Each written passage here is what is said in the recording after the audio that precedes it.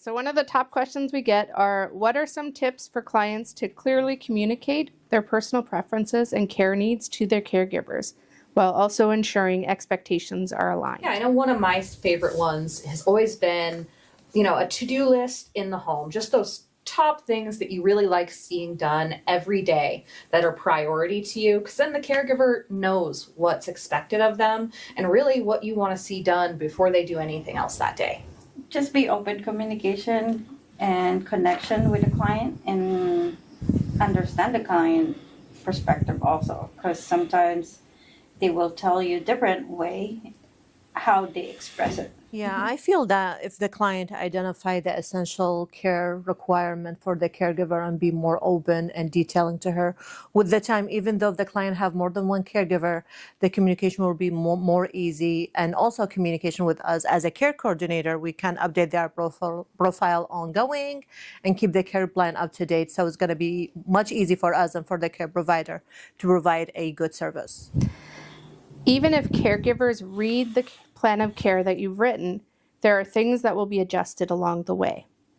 What are some effective ways for clients to initiate conversations about their daily routines and preferences, especially when they're first meeting with their caregivers? So I think it's always important for everyone to remember your caregiver wants to provide the best care that they can for you.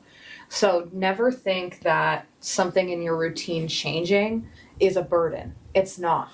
We always want to know how we can change things to make you more comfortable. So being able to initiate that conversation, for example, let's say you've got to change your shower routine a little bit. Just before you starting that shower, talking to your caregiver and just being like, hey, I think we should do it this way instead of how we've been doing it. I've had this small change, and every caregiver is going to be on board with that. I feel like sharing the medical history, lifestyle, daily routine. These visits to the doctor make a lot of change in the client care plan, so we need to keep it up to date by following up.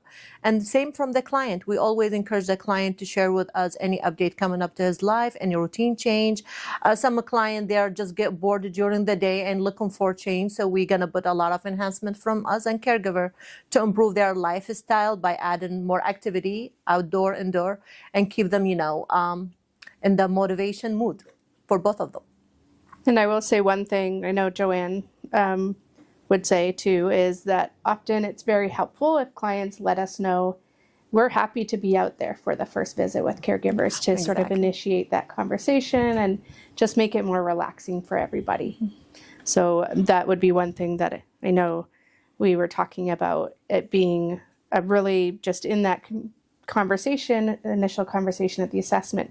If it is something that would relax you to have us be there, we're happy to do that for the first few visits with the caregiver. Are you ready for number 3?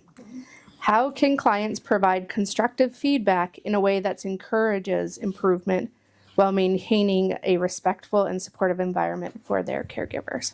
Yeah, so for me, and this applies to training or working with anyone, not just a caregiver, always try and give suggestions rather than criticism. If there's a way you can talk to your caregiver about how positive changes can be made, that's always going to be more constructive than just telling them how they're doing something wrong. And of course, we client care coordinators are always happy to come and do extra training. If you and your caregiver can't quite come to a plan, that's what the experts are here for. We can come up with the plan. Yeah, also I feel like the regular check-in with the caregiver and with the client that gonna improve to receive a great feedback and work on improve our performance, maybe what we do right now, satisfaction survey, and also open-ended questions during these phone calls that we receive from both client and caregiver. We get to know them well and we can help them better. Listening to them completely and knowing that you're there. Any feedback from them, negative or positive, you're just there for them and be supportive, listening, whatever venting they need to do. Mm-hmm. Yeah, that's a good point. And when a client sometimes calls, at our assessments, we're always trying to figure out the best match, right? Our schedulers work with the client care coordinators to make sure that both personality and daily routines are matching up with their skill level. And so if things are changing, or if it's sometimes the personality match just isn't there and we think it will be a great match and it just doesn't work out, always over communicating with the client care coordinators to make sure that is what we're focused on to change and to improve on the next time. Okay, number 4. In your experience, what are some respectful ways clients can encourage their caregivers, and why might this be beneficial for client-caregiver relations? I would say is the online review that client leave it to us regarding our caregiver and the service that we provide. It will give us opportunity to notice these a great caregiver and their awesome performance. So I would say you mention them and we will take care of the rest by rewarding. Also maybe a card or letter, or a letter that's handwritten from the client that we're gonna pass it with a gift from our office to our caregiver to encourage them to keep doing the great job. That's great. And I know from my experience in the field as a caregiver, the one thing that always helped me the most was just getting those compliments on what I was doing right. Getting that constructive criticism is never nearly as hard when you're hearing compliments from your client as well about the things you're doing exactly right. So question number 5, how can clients work with their caregivers to set realistic goals or milestones? And why is this valuable for the caregiving experience? So I think this one is particularly important with caregiving because our goal of being in the home isn't just to hang out with you. While that might be wonderful, we want to help you achieve your goals, which is more independence, more freedom.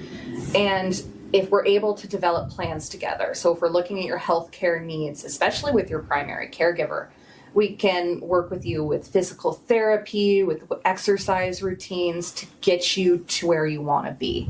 But if we don't make those goals together, then we're just friends, but we want to get you there.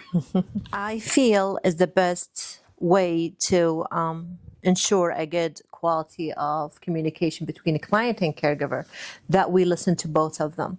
Caregiver come to us with a lot of concern, a lot of question regarding their client. Even the client didn't notice there's some change in their health condition or stability, or they are kind of having some struggle with the breathing and other issue. Caregiver mostly the one who notes that change, and when she reports it to us, it will help us and help the client to improve his care quality.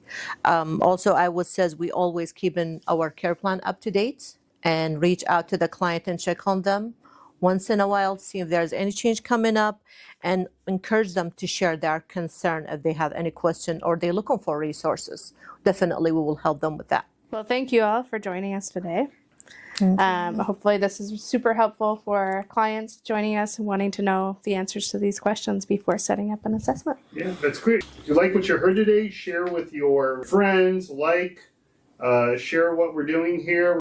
We're going to have other Ask the Expert sessions. So I want to thank Haley, Sam, Joanne, and Chema. Thanks for participating. And got questions, let us know. We'll have another round and we can answer your questions again at a later time. Thanks so much. Bye.